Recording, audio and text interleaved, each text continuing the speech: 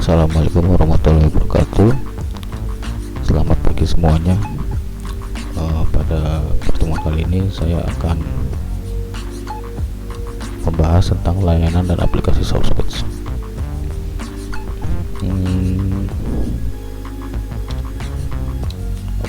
Layanan aplikasi SoftSwitch. Pada layanan aplikasi SoftSwitch itu adalah sebuah sistem software yang diberikan oleh dua server, yaitu fitur server, yaitu basic application dan application server. Fitur server sendiri adalah elemen jaringan SoftSwitch yang fungsinya adalah menyediakan fitur-fitur untuk layanan telepon. Sedangkan application server fungsinya adalah menyediakan aplikasi tambahan, termasuk logika pelayanan dan eksekusi terhadap satu atau lebih dari aplikasi atau layanan. Jadi application server lebih ke end user.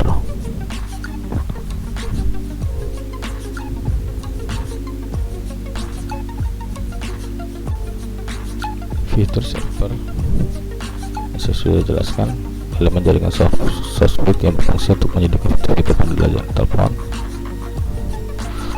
Fasilitas application programming atau APIs pada fitur server itu memungkinkan operator atau pihak pengembang layanan dapat mengembangkan atau membuat sendiri fitur-fitur pada SoftSwitch. Jadi pada fitur server ini, fitur-fitur ini kita bisa kembangkan sendiri dan bisa diberikan kepada pelanggan. Application server menyediakan aplikasi tambahan, termasuk logika pelayanan yang tadi saya sudah jelaskan. Pada SoftSwitch sendiri ada dua kelas 4 dan kelas 5. Kelas 4 sendiri adalah suatu kelas yang fungsi utamanya adalah sebagai lalu lintas antar operator. Sedangkan untuk kelas 5 sendiri, yang dimaksud adalah bekerja pada end user atau kliennya. Jadi perlu diingat, kelas 4 itu sebagai transmisi atau lalu lintas terhadap operator atau antar operator. Kelas 5 sebagai end user atau pengguna.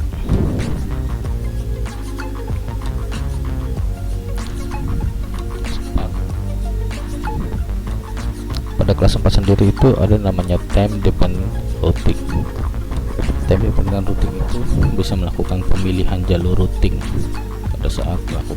pada saat SoftSwitch itu digunakan. Pemilihan jalur routing itu berdasarkan waktu dalam hari dan dalam minggu. Jadi time dependent routing atau TDR, dia tugasnya adalah pemilihan jalur berdasarkan waktu hari dan minggu. Routing for operator ini adalah fungsinya untuk memilih jalur routing juga, tapi berdasarkan traffic operator berasal dari mana. Itu routing for operator. Jadi dari namanya sendiri adalah routing for operator adalah suatu fungsi pemilihan jalur routing berdasarkan traffic operator itu berasal dari mana. Routing for service. Routing for service ini adalah melakukan pemilihan jalur juga, tapi berdasarkan layanan tertentu. Jadi bedanya operator, routing for operator dan routing for service. Kalau service lebih ke layanannya. Layanan itu berarti tidak semua layanan bisa masuk atau bisa di routing. Tapi routing for operator adalah pemilihan jalur berdasarkan operator asal.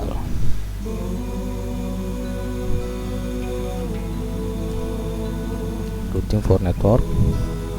Pada kelas 4 ini, routing for network ini adalah pemilihan jalur routing berdasarkan jaringan. Fungsinya dari routing for network ini adalah ketika ada traffic rusak, dia bisa melakukan pengalihan jaringan. Itu namanya routing for network.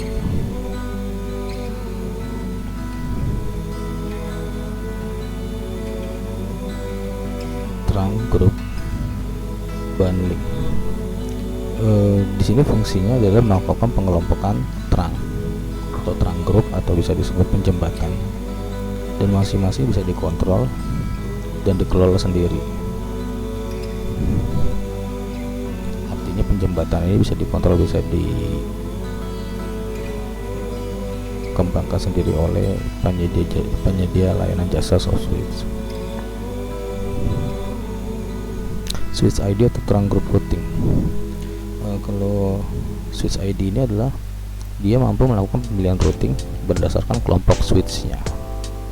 Nah, kalau trunk group itu dia pengelompokan jembatan dan bisa dikontrol. Kalau switch ID atau trunk group routing melakukan pemilihan routing berdasarkan kelompok switch. Ini hubungannya dengan VLAN void.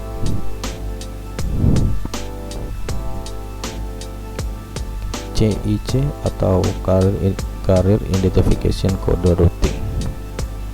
Pada fungsi ini adalah mampu memberikan prioritas pengiriman berdasarkan kelas layanan yang dimiliki. Artinya layanan itu punya kelas atau prioritas sendiri.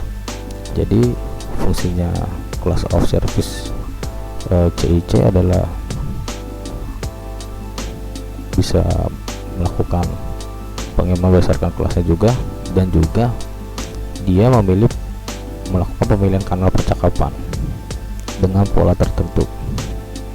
Jadi CIC ini melakukan pemilihan kanal lalu melihat prioritasnya. CIC sendiri ini bisa melakukan identifikasi, yang artinya dia bisa mengecek apakah bisa tidak terjadi tabrakan apa enggak pada saat komunikasi. Class of service restriction. Ini sama seperti CIC, dia mengecek prioritas, tapi prioritas ini dilihat juga kalau keadaan trafficnya padat tapi kelasnya rendah, itu ditunda. Sedangkan traffic yang kelasnya tinggi itu didahulukan. Jadi misalnya ada dua traffic atau dua transmisi data padat, tapi layanan ada dua layanan yang masuk pada traffic yang sama atau transmisi yang sama. Nah, dicek transmisi dengan layanan rendah itu nanti ditunda dulu. Yang didahulukan adalah yang layanan tinggi. Arti layanan tinggi prioritas lebih tinggi.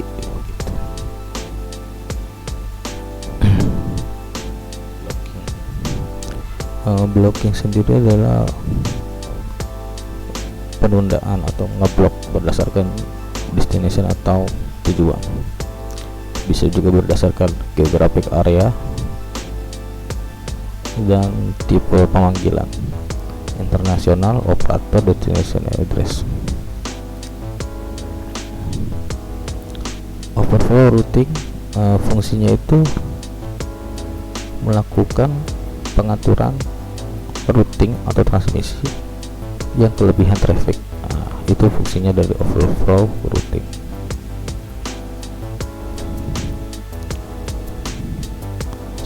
Screening ini adalah melakukan pengecekan terhadap panggilan yang datang dari operator lain atau dari jaringan lain atau dari jaringan yang tidak lokal. Cara men-screening itu berdasarkan kode operator dan kode negara. Yang terakhir adalah automatic routing. Automatic routing ini adalah melakukan routing terhadap trunk group tertentu, tapi dilakukan secara otomatis. Tapi automatic routing ini lebih ke ketika dia sudah routing, dia melakukan routing kembali. Tapi trunk group tertentu dilakukan secara otomatis tanpa adanya pengaturan. Biasanya automatic rerouting ini punya algoritma sendiri.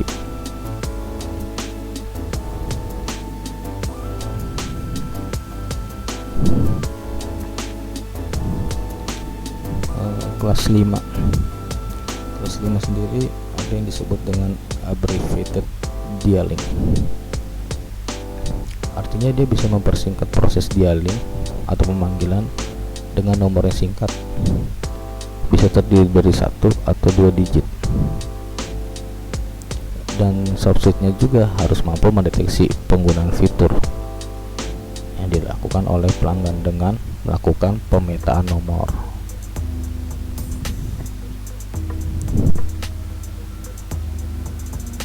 Call forwarding artinya ini pengkondisian penelponan atau penerusan telepon.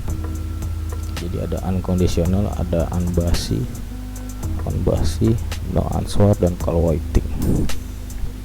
Call forwarding ini adalah fitur yang memungkinkan pelanggan untuk mengalihkan panggilan yang datang dari nomor lain.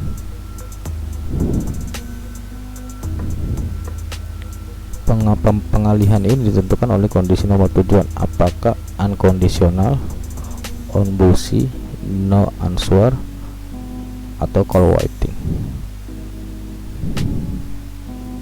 Call waiting sendiri adalah ketika fitur untuk melakukan ketika pelanggan itu menerima panggilan lain. Jadi ketika dia sedang melakukan aktivitas atau sibuk sedang menelepon, ada panggilan lain. Nah, SoftSuite ini pada layanan ini mampu mengirimkan sinyal interupsi bila pelanggan tersebut dalam keadaan sibuk. Selanjutnya nanti akan disuruh menunggu dari pelanggan tersebut, dan ketika nanti udah yang ditelepon sudah bisa mau mengangkat atau menerima panggilan, nanti si yang ditelepon ini akan melakukan tombol flash atau tombol bahwa dia sudah bisa menerima panggilan yang lain.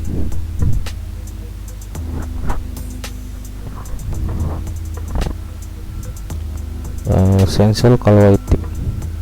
Essential call waiting adalah fitur pelengkap dari call waiting, di mana selain dapat menerima call waiting, pelanggan juga bisa nolak call waiting tersebut. Nah, kalau CLIP atau call line identification representation adalah fitur yang memungkinkan pelanggan untuk bisa tahu identitas pemanggil. Jadi ketika ada orang yang ditelepon bisa mengetahui identitas pemanggil. Nah, dan sistem ini SoftSuite ini harus dilengkapi dengan perangkat FSK, frekuensi shift keying, untuk mengirimkan CLI.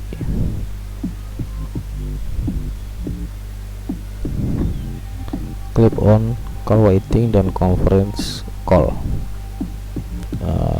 Dua fitur ini adalah fitur terakhir dari kelas 5. Clip on call waiting ini adalah fitur yang memungkinkan pelanggan dapat menampilkan nomor pemanggil saat call waiting.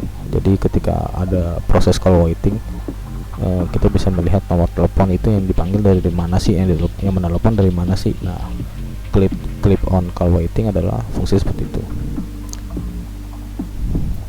Conference call ini fitur yang atau layanan yang bisa melakukan konferensi telepon bisa sebagai call terminating atau call organization. Nah, conference call ini fungsinya adalah yang paling utama adalah dia mampu menangani panggilan secara conference untuk 3 pelanggan atau lebih.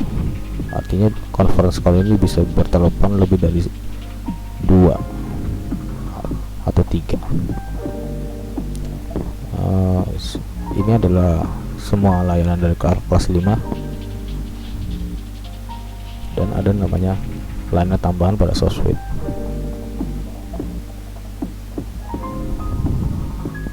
Voice VPN dan prepaid service panggilan prabayar. Jadi pada SoftSuite sendiri ada layanan yang namanya Voice VPN. Voice VPN ini artinya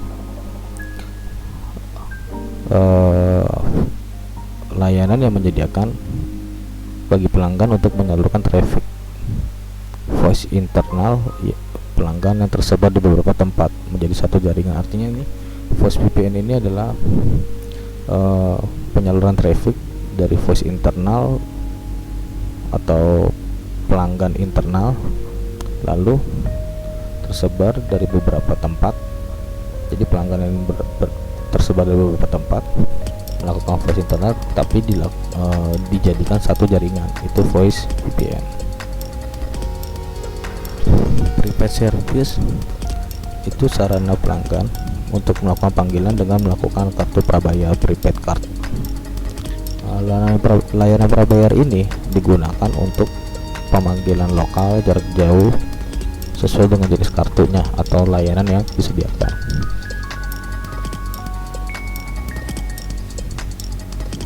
Centrex Virtual Payback. Fitur ini memungkinkan beberapa pelanggan membentuk grup pelanggan tanpa dibatasi oleh lokasi dan yang lain. Sistem software ini harus menyediakan berbagai macam fasilitas. Fasilitas sendiri adalah call transfer by extension,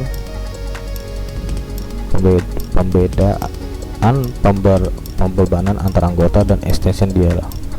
Artinya pembebanan antar anggota, jadi tidak dibedakan antara trafficnya tidak dibedakan antar anggota atau antar pelanggan. Multimedia conferencing, layanan yang memungkinkan pelanggan untuk melakukan konversi berbasis multimedia, bisa video, voice atau teks juga. Multimedia conferencing ini bisa kita temukan di video call, di WhatsApp dan Skype. Layanan itu menggunakan layanan software yang menggunakan layanan multimedia conferencing. Web-based service, layanan berbasis web yang dapat digunakan untuk aplikasi tertentu. Ini diterapkan oleh Telkom.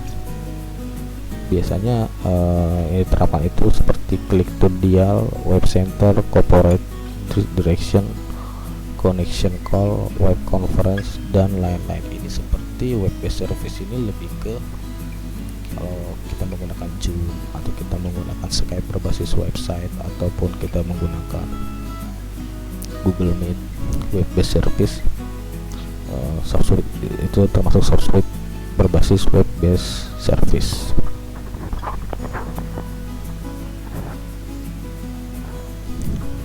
Yang terakhir, Unified Messaging Service UMS. Layanan ini bisa memungkinkan pelanggan untuk mengirim atau menerima pesan dari pelanggan lain atau dari penyedia konten. Pesan yang dikirim atau diterima itu bisa berupa teks, suara maupun multimedia. Jadi UMS, Unified Messaging Service, jadi itu seperti text messaging atau voice messaging atau multimedia messaging yang dikirimkan pada pelanggan.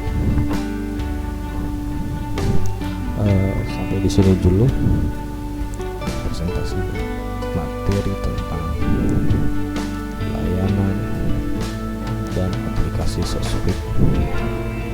Jika ada pertanyaan boleh ditanyakan kepada gurunya. Assalamualaikum warahmatullahi wabarakatuh.